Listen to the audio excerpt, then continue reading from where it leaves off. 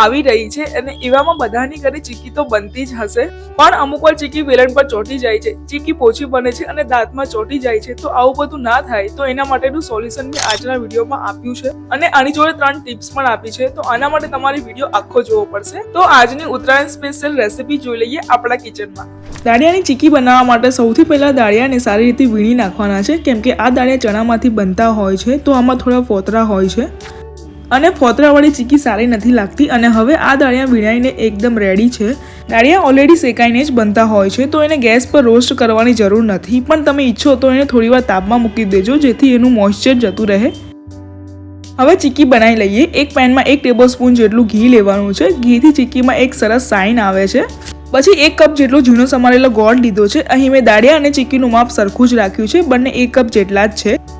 ચીકી બનાવવા માટે કોલ્હાપુરી સફેદ ગોળ આવે છે એ જ લેજો. અત્યારે મારી પાસે આ બ્રાઉન ગોળ અવેલેબલ હતો એટલે મેં આ લીધો છે. આમ તો આ ગોળથી પણ ચીકી સરસ બનતી હોય છે.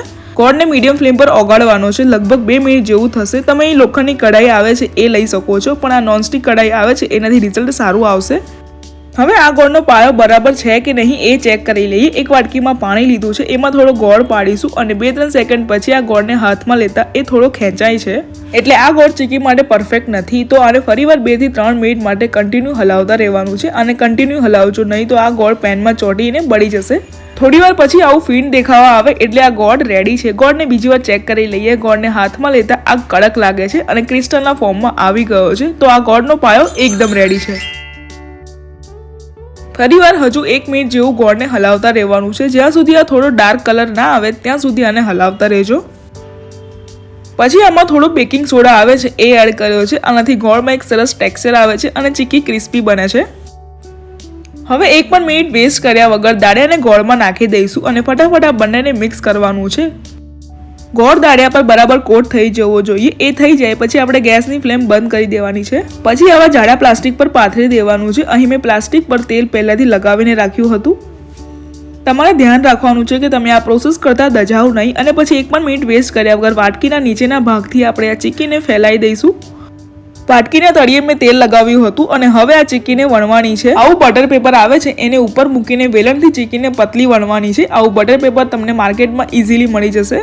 અત્યારે આ ચીકી થોડી ગરમ હશે એટલે એને જેટલી બહારથી વણશો એટલી એ પતલી વણાશે. તમારે આ પ્રોસેસને 2x ની સ્પીડ એટલે કે ફાસ્ટ કરવાની છે.